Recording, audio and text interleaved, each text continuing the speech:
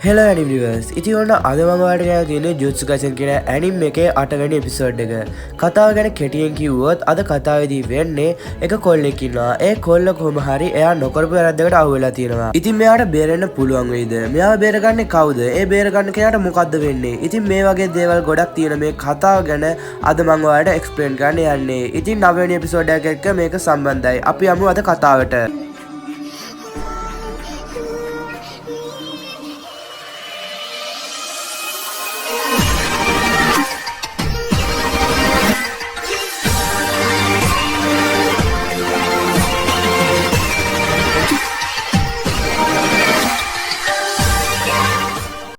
අද පිසෝඩේ පටන්ගන්නේ පොලිසියක් ඇතුළ වෙන සිද්ධියකින්. ඉතින් මේ සිද්ධියේදී පොලිසිය ඇතුළ ඉන්නවා හිගුරුමා වගේම කිටා කියතා පුද්ගලයෙක්. ඉතින් මේ කිටා කියන පුද්ගලයාට අපේ හිගුරුමා කියන්නේ ඔයාගේ කතාව කියන්න කියලා. ඉතින් මේ වෙලාවේදී මෙයා කියනවා මෙයා පාරේ ඇවිදින ගමන් හිටියා. ඒ වගේම එයාගේ පිටිපස්සෙන් පොලිසිය පන්නවුවා. අන්න ඒ නිසා මෙයා දුවගෙන ගෙදරට ගියා කියලා. ඒ වගේම එයා දන්නේ නැතුව හිටියත් එයාගේ පස්සෙන් පොලිසිය දිගටම ටාගට් කරලා ඇවිල්ලා එයාගේ ගෙදරටම ඇවිල්ලා තියෙනවා කියලා.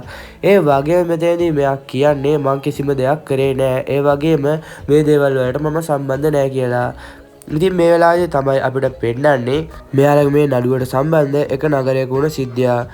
මේ 2016 මාර්තු මාසයේ වුණ සිද්ධියක්. ඉතින් එකම පවුලේ අම්මා සහ දුව දෙන්නම පීයකින් කපලා මරලා දාලා තියෙනවා.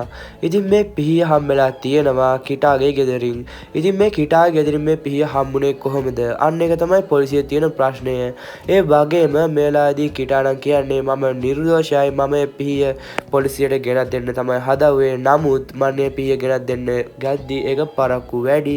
මම ඒක ගෙනත් දෙන්න හදපු නිසා තමයි මං අහුනේ කියලා. ඉතින් කිටත් එක්ක මෙහෙම කතා කරලා ඉවර වෙලා හිගොරුම ඇවිල්ලා ඉන්නවා එයාගේ ඔෆිස් එකට. ඉතින් මෙයා මෙහෙම ඔෆිස් එකට ඇවිල්ලත් එයා කතා කරන්නේ අර නඩුව ගැනමයි. ඉතින් ශිමුසුත් එක්ක මෙයා මේ වෙලාවේදී කියන්නේ මේ කොල්ල මේ නඩුවට සම්බන්ධ වෙන්න විදිහක් නෑ. මට ඒක ගැන පොඩි සැකයකුත් තියෙනවා.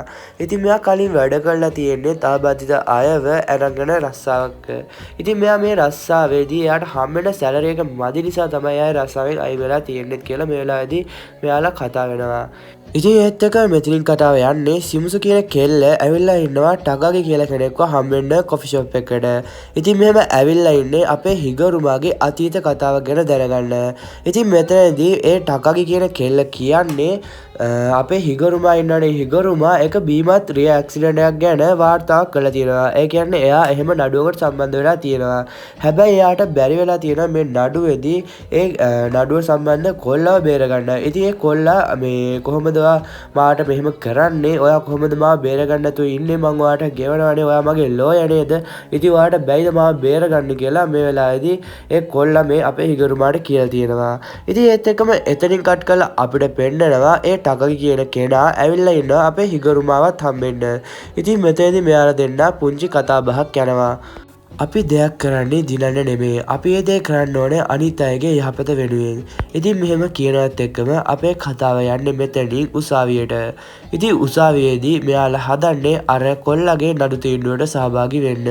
ඉතින් මෙතනදී අපේ හිගරුමා ඉන්නවනේ හිගරුමා අපේ එක්වේ කිටා ගැන ගොඩක් විශ්වාස කරනවා. ඒ වගේම එයා මෙතනදී පුංචි කරුණු ටිකකුත් කියනවා කිටා සාධාරණ වෙන්න ඕනි කියලා. මේ වෙලාවේදී ඉතින් කිටා අපේ හිගරුමාට ස්තුති කරනවා. ඔයා විතරයි මාව විශ්වාස කරන්න කියලා. ඉතින් ඒත් එක්කම ආයෙත් දෙවෙනි වටේ එනවා. ඉතින් දෙවෙනි වටේදී අපේ හිගරුමාට අවස්ථාව එනවා එයාගේ කරුණු පැහැදිලි කරන්න. ඉතින් එයා මෙහෙම කරුණු පැහැදිලි කරත් ඒ කිව්වේ සභාවට මේ කරුණු ඉදිරිපත් කරනවා මෙයා හොඳට. නමුත් මේ වෙලාවේදී සභාවෙන් තීන්දුව දෙන්නේ කිටා වැඩිකාරයා කියලා. ඉතින් මේ වෙලාවේදී අනිත් හැමෝම බලන් ඉන්නවා මෙයාව ඇරන් යන විදිය හරිම දුකෙන්. ඉතින් කිටා මේ වෙලාවේදී අපේ හිගරුමා දිහා බලන්නේ හරිම අමුතු විදියට. හරියට නිකන් ඒ වැරද්ද කරේ අපේ හිගරුමා වගේ. ඉතින් මෙයා මේ වෙලාවේදී මාරම තරහෙන් බලන් ඉඳි හිගරුමා හිතනවා මේ මොන මගුලක්ද මූ මොකද මගේ දිහා මෙහෙම බලන් ඉන්නේ කියලා. හිගරුමාට කර කියා ගන්න දෙයක් නැහැ. මොකද කිව්වොත් මේ කතාව තනිකරම අනිත් පැත්ත ගහලා තමයි දැන් තියෙන්නේ. ඒ කිව්වේ වාසිය තියෙන්නේ අනිත් අය පැත්තට. කතාව මේත් එක්කම අතීත සිදුවීමකට යනවා. ඉතින් මෙතනදී ටකාගේ කියන්නේ ඔයා වීරයෙක් කියලා. නෑ මං වීරයෙක් නෙමේ. මං ලෝය කෙනෙක්. ඉතින් ඔන්න ඔයත් එක්කම ආයෙත් එන්නේ කතාව වර්තමාන සිදුවීමට. ඉතින් වර්තමානයේදී අපේ හිගුරුමාට නම් මාරම විදියට කේන්ති ගිහිල්ලා ඉන්නේ. මොකද කිව්වොත් එයා එයාගේ නඩුව පැරදෙන්න තමයි හදන්නේ. ඉතින් මේ වෙලාවේදී එයා එයාගේ ගාව තියෙන අර මිටිය වගේකින් ඩෙස් එකට හයියෙන් තට්ටු කරන්න ගන්නවා. ඉතින් අනිත් අයත් බලනවා මොකද මේ වෙලා තියෙන්නේ කියලා. එයාලා හරිම පුදුමෙන් ඉන්නේ මෙයා මේ කරන දේ දිහා දැකලා. ඉතින් මෙයා මෙහෙම හයියෙන් තට්ටු කරද්දී ඒත් එක්කම එයාගේ පිටිපස්සෙන් එකපාරටම ශිකගාමි කෙනෙක්ව මතුවෙනවා. ඉතින් යාළුවනේ මෙතනින් අපිව ගෙනියන්නේ රෙමි සහ රින් කියන දෙන්නගේ පැත්තට. ඉතින් මේ දෙන්නා අපේ යූජි සහ ඒ වගේම මෙගුමි කියන දෙන්නව හිගුරුමාව හම්බ වෙන්න එක්කගෙන තමයි දැන් හදන්නේ. ඉතින් කොහොම හරි මේ වෙලාවේදී අපිට පෙන්නනවා තවත් කෙනෙක්ව. ඉතින් මෙයාට කියන්නේ රෙගි කියලා. ඉතින් යාළුවනේ ඒත් එක්කම අපිව යනවා අතීත සිදුවීමකට. ඉතින් කට්ටියක් එක කොල්ලෙක්ව හොඳටම බුලි කරන ගමන් තමයි ඉන්නේ. මේ කොල්ලට හොඳටම ගහනවා. ඉතින් මේක රින් දැක්කත් එයා කිසිම දෙයක් කරන්නේ නැහැ. ඉතින් එයා ඒක දිහා බලන් ඉඳලා මම මොකදද මේ බුරුවාට උදව් කරන්න වගේ දෙයක් හිතනවා. ඉතින් ඒත් එක්කම මෙතෙන්ට එනවා අපි කවුරුත් දන්න අපේ යූජි. ඉතින් යූජි ඇවිල්ලා මුන් ඔක්කොටම පහර දෙන්න පටන් ගන්නවා. ඉතින් ඔයාලා දන්නවනේ යූජි කියන්නේ එසේ මෙසේ කෙනෙක් නෙමෙයි. මුන් ගොච්චර කට්ටිය හිටියත් අපේ යූජි කිසිම ගාණක් නැතුව මුන් ඔක්කොටම ගහලා දානවා. ඉතින් ඊට පස්සේ අපේ මේ යූජි කියන්නේ රින්ට ඉතින් ඔයත් එකතු වෙන්නකෝ කියලා.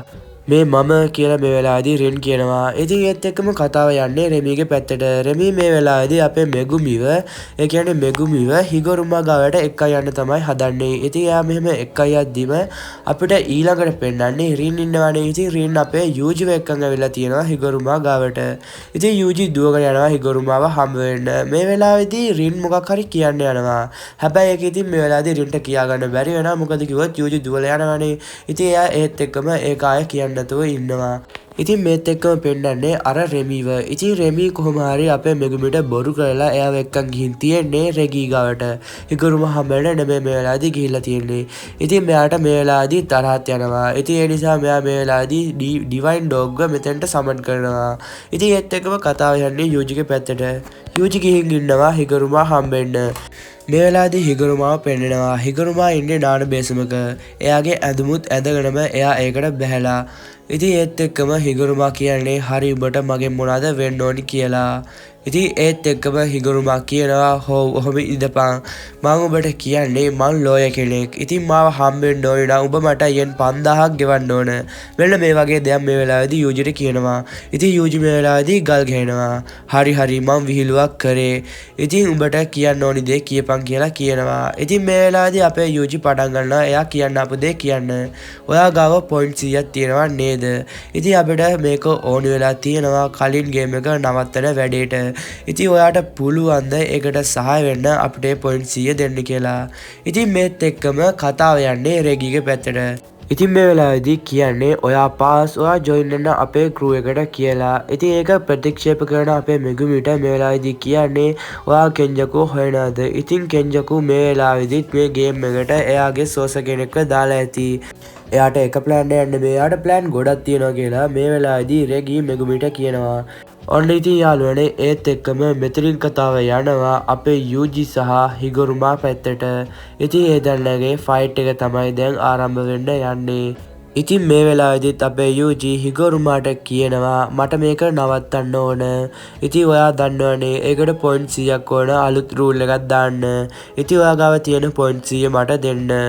ඉතින් මේ ලෝකේ රටේ තියෙන හැම කොලනි එකම ඔයා තරම් ශක්තිමත් කෙනෙක් නෑ. ඉතින් ඔයා හරිම ශක්තිමත් නිසා ඔයාට පුළුවන් මේකට උදව් වෙන්න කියලා. ඉතින් මේ වෙලාවේදී ඒ වගේම අපිට පෙන්නනවා මූ මේකට කැමති නෑ වගේ සීන් එකක්. ඉතින් හිගුරුමා මේ වෙලාවේදී කියනවා මම ඔබට පොයින්ට් 100ක් දුන්නේ නැත්නම් ඔබ මට මොනවද කරන්න කියලා. ඉතින් මේ වෙලාවේදී අපේ යූජිට තරහ යනවා. මොකද කිව්වොත් මුගේ හෙන අලි සීන් එකනේ. ඉතින් හෙන අලි ඔළුවෙන් තමයි මූ ඉන්නේ. අන්න ඒ නිසා තමයි අපේ යූජිට හෙනට කේන්ති යන්නේ. ඉතින් මේ වෙලාවේදී යූජි යාගේ ෆිෂ් එක රෙඩි කරගෙන මුට ගහන්න තමයි හදන්නේ. ඉතින් ඒත් එක්කම හිගුරුමාගේ පිටිපස්සේ ශිකිගාමි කෙනෙක් මතුවෙනවා. ඔහුගේ පව එක වගෙන් වී ඇත. ඩොමේන් එක්ස්ප්ලේෂන් ඩියර්ලි සන්තටින්. ඉතින් මේත් එක්කම හතර වටෙන් එයාගේ ඩොමේන් එක ආරම්භ වෙනවා. ඉතින් මේත් එක්කම මේ එපිසෝඩ් එක ඉවර වෙනවා. ඊළඟ එපිසෝඩ් එකේ අපි හම්බෙමු. හැමෝටම සයොනාරා.